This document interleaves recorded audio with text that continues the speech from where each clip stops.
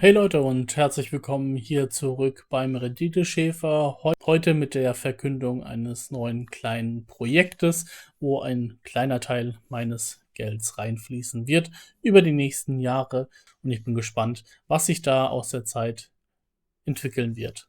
Gehen wir rein und das natürlich, weil ich hier eben auch von Grund an neue Titel benenne, da eben dazu gesagt, dass das alles keine Anlageberatung oder Empfehlung ist, sondern eben nur meine Meinung, mein Vorhaben und ja, meine Idee, beziehungsweise die Idee ist wahrscheinlich nicht ganz so neu, ähnliche Gedankenspiele beziehungsweise kleinere Umsetzungen hatte ich in der Vergangenheit auch schon mal, habe die dann abgebrochen. Der Gedanke an sich lässt mich aber nicht los, weswegen ich eben hier ein Depot mit monatlichen Ausschüttern beziehungsweise High-Dividend-Ausschüttern aufbauen möchte. Und deswegen eben keine Anlageberatung oder Empfehlung, sondern mein Risiko, mein Geld, mein Risiko und dasselbe mit eurem Geld, euer Risiko.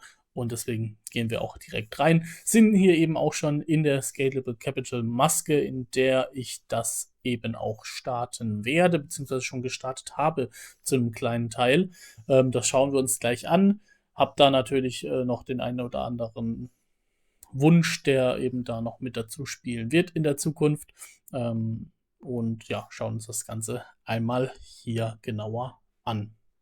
Und zwar hatte ich im letzten Video, wo wir eben auf das Dividenden-Schneeball-Depot geschaut hatten, auch schon, ja, zumindest angemerkt, dass es nicht nur 300 € waren, die ich im letzten Monat eben hier investiert habe, sondern 325 €.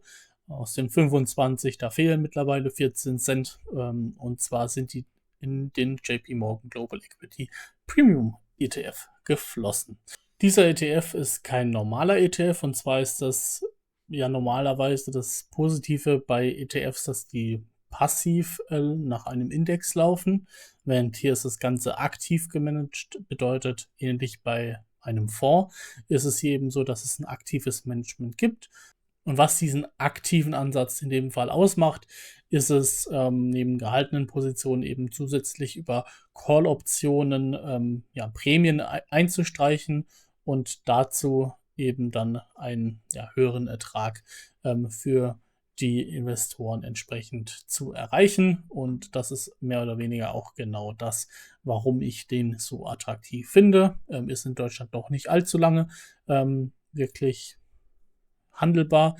In den USA ist das schon länger ein Thema, hier in Deutschland so seit knapp 1,5, 2 Jahren und seitdem eben auch weit umfänglich über mehrere Kanäle, auch Zeitungen, erklärt worden, weswegen ich hier auch gar nicht so tief in die Materie genau einsteigen möchte, weil ich denke, dass es dazu schon genug Content gibt, der den genau erklärt, diesen ETF, und ich eben ja schon seit ja, knapp einem Jahr jetzt mit dem Gedanken spiele, mir zumindest einen ganz kleinen Teil hier eben aufzubauen.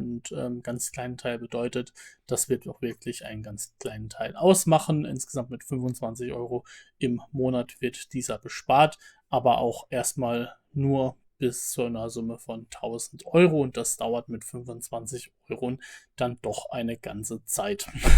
Entsprechend läuft natürlich auch das Dividenden-Schneeball-Depot weiter her, wo eben die Einzahlungen mit der Zeit steigen werden, wo eben hier ich diesen Betrag erstmal gleich bleiben haben möchte, damit dieser natürlich auch keinen zu großen Teil des Depots irgendwann ausmachen könnte.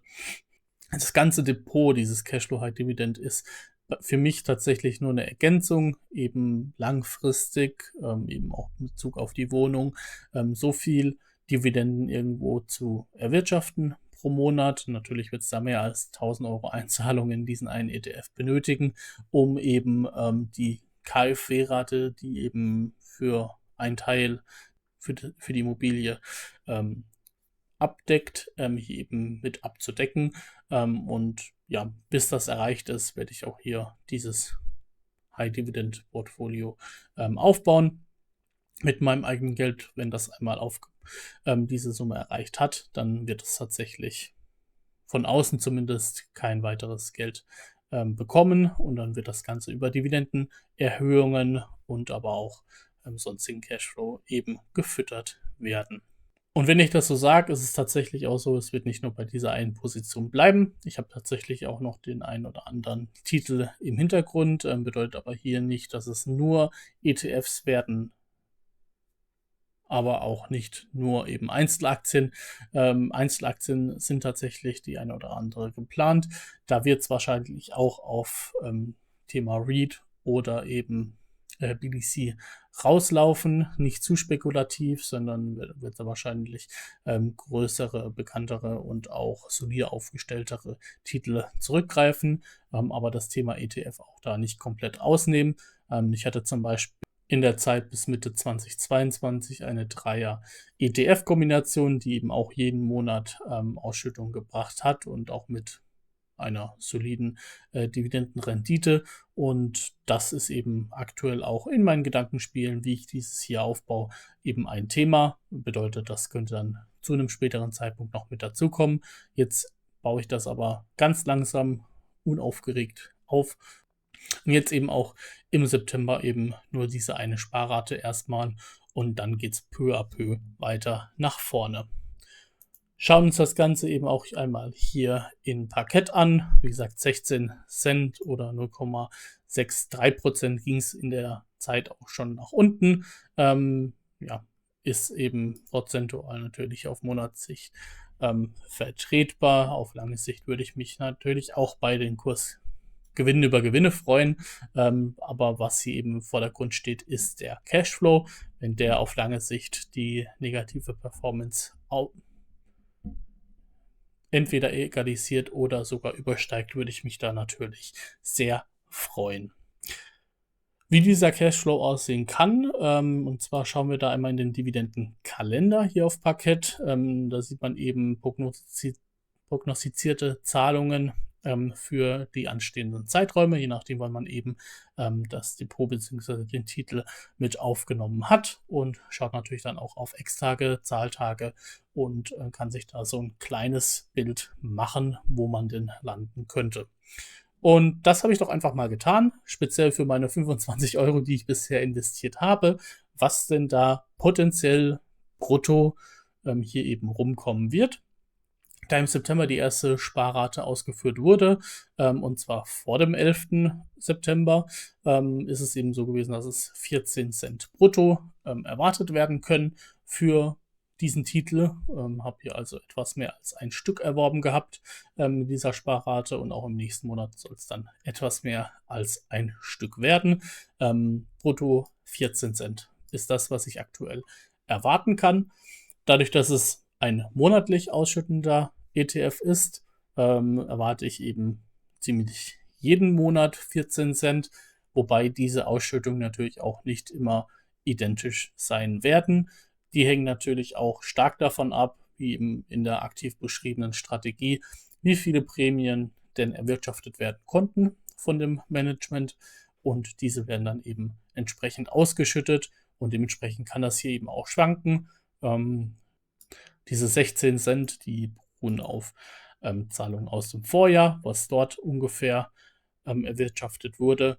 Und hier sieht man auch, dass sich im Dezember dann auch schon wieder ändern soll. Und natürlich ist die Prognose fürs nächste Jahr dann entsprechend auch nicht nur eine sehr vage Prognose. Hier eben 2,20 Euro, die mit diesen 25 Euro brutto reinkommen sollten. Stand jetzt, wie gesagt, es kann sich natürlich aufgrund einer veränderten Marktlage oder aufgrund von nicht erreichten Prämien oder nicht erhaltenen Prämien entsprechend verändern. Das natürlich auch stärker schwanken. Auch der Titel kann stärker schwanken, wie man zum Beispiel im Mai, April dieses Jahr gesehen hatte, wo eben die Börsen sowieso etwas durchgedreht waren, und das natürlich auch nicht an diesem Titel vorbeiging. Sollte es zu diesen 2,20 Euro wirklich kommen, dann habe ich mit den kommenden Sparraten dann schon fast 10 Euro fürs nächste komplette Jahr zusammen. Wie gesagt, da kommt noch der eine oder andere Wert mit dazu, wobei aber dieser hier zumindest in diesem Depotteil fürs Erste eben am höchsten bespart wird. So viel zu meinem kleinen Projekt, welches ich eben hier gestartet habe. lasst mich doch gerne mal unten in den Kommentaren wissen, was ihr davon haltet. Ist, wie gesagt, nur ein kleiner Baustein auf meinem Weg hier, auf meiner finanziellen Reise.